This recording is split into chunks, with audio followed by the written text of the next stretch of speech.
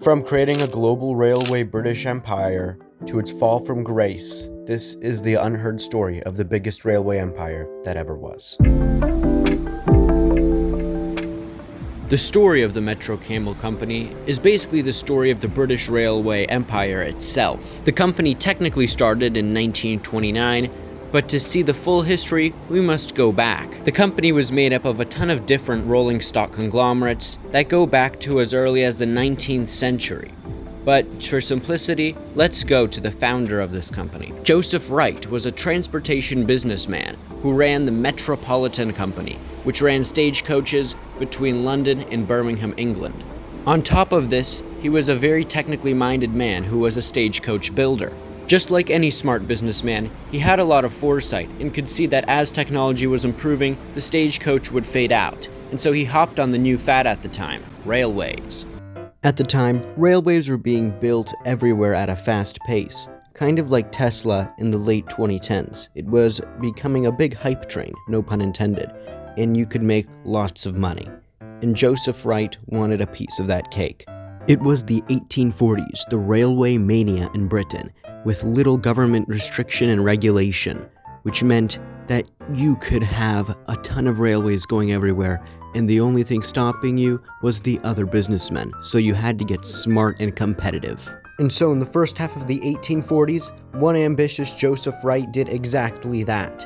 In 1844, he obtained a patent to do wider work on railway carriages and used the experience from stagecoach building. He then built a factory in 1845, which was a very ambitious project containing workshops and offices, and established a company with his sons, which was traded as, get this, okay, companies didn't have as simple names as they do now. Joseph Wright and Sons, railway carriage and wagon builders and contractors of Saltley Works, Birmingham. And in the 1840s and early 1850s, the company was largely successful, building carriages for all sorts of local railways, and in 1854, they even built railway carriages for the British colony of Australia. It was a batch of coaches built for the Sydney to Parramatta line, the first public railway in all of Australia, so it was quite an honor and a large project. Another significant leap made by Sir Joseph Wright was in 1858, when various railways needed equipment, and so Joseph Wright created the leasing clauses, with at least 1,300 wagons of his in operation amongst various railway companies, which supplemented the needs of the companies and also filled his pockets. But 1 year later, the company itself was going to receive a massive change.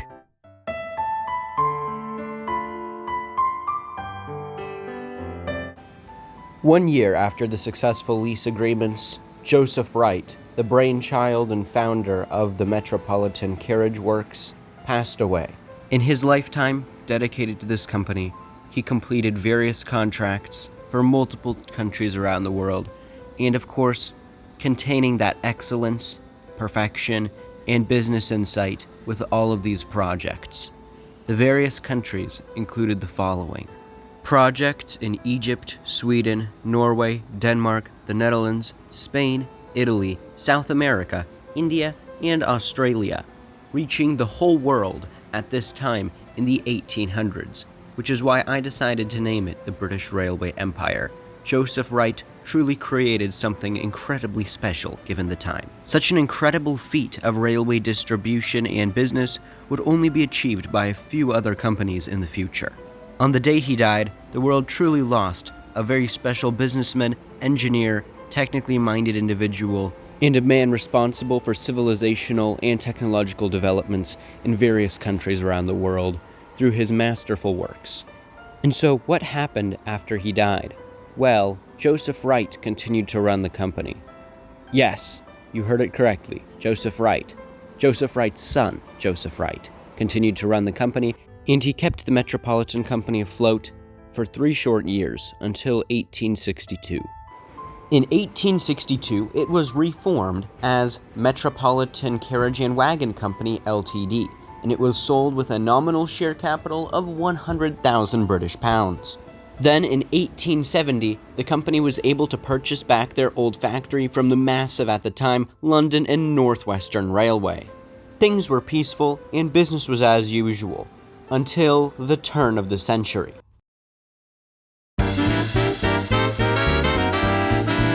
The year was 1902. New York City banned steam locomotives, the Berlin U-Bahn opened, and Theodore Roosevelt was the first American president to ride in a car. Things were being invented and big business was being done.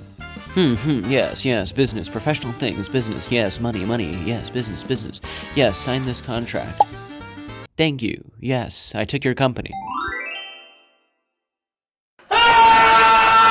It didn't happen exactly like that, but in 1902, Metro-Camell did a merger with a collective value of 1.5 million British pounds with multiple other rolling stock companies.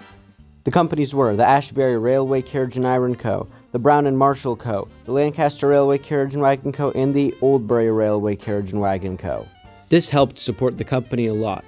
And speaking of supporting, you can support my content by joining my Discord server, liking the video and subscribing, and I read all the comments. Thank you very much for your support.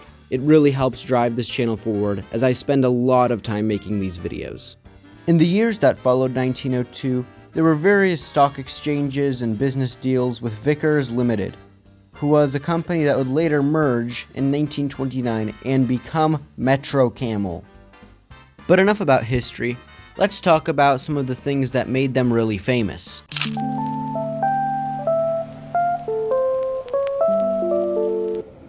The London Underground had quite the love for Metro-Camell, working with them since the 1920s. It helped greatly that they were a local manufacturer with lots of experience in building coach bodies. Now, of course, since I don't want this video to be too long, I have to really briefly go over the history with the London Underground, but there is a lot of rich history, trust me. The first train they constructed was the London Underground Standard Stock, built in the 1920s and early 1930s. What followed was a fruitful era of cooperation, which made them renowned in the railway space, later producing the 1935 stock, the 1938 stock, the R49 and 59 stock, the 1959 stock, the 1962 and 67 stocks respectively in the same decade, the C69 and C77 stocks, and the 72, 73, and D78 stocks. In the 1980s, you had the 1983 and 86 stock, and then last but not least in the 90s, the 1995 and 1996 stock. And a battery electric locomotive. They also made trains for the Glasgow Tube, which has even smaller trains than the London Underground. Imagine that. But despite all this success, something terrible was going to happen: the fall of Metro-Camell.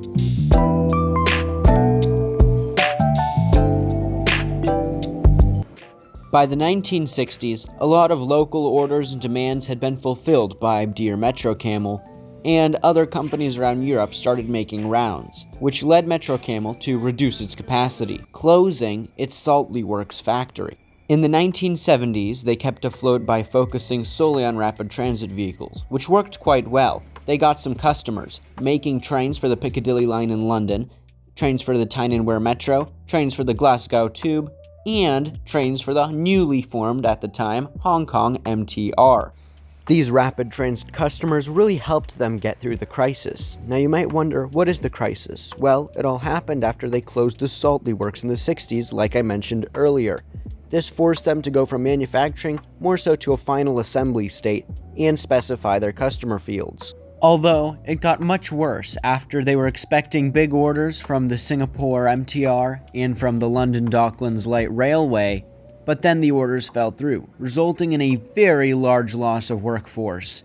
After that, they participated in the Birmingham Maglev People Mover project, which is a very interesting people mover project at the time, testing new technologies and breaking bounds. Metro-Camell tried to further avert the crisis by completing contracts with the London Underground and its customers in Hong Kong, but to no avail, and eventually part of the interest was sold to GEC Alstom. Under the Alstom banner, but still referencing Metro-Camell as a slight independent subdivision, they carried out some important contracts with British Railways, but then they also received the Pendolino tilting train contract, which was a very impressive and large project at the time, but little did they know that it would be their last dance.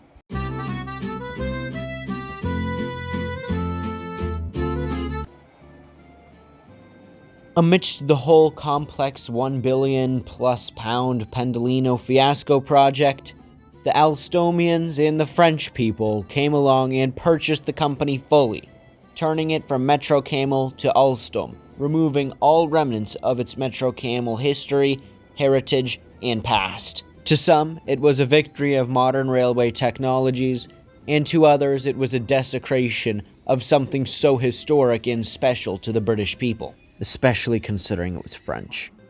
A large contingent of people, for obvious reasons, were greatly saddened, and Alstom on top of that announced that after the Pendolino project completed, works at the Washwood Heath factory would cease. The factory was then abandoned and left to rot. Later it was acquired, and the factory and all the history and any remnants of Metro-Camell that were left were desecrated and demolished to make way for an HS2 depot.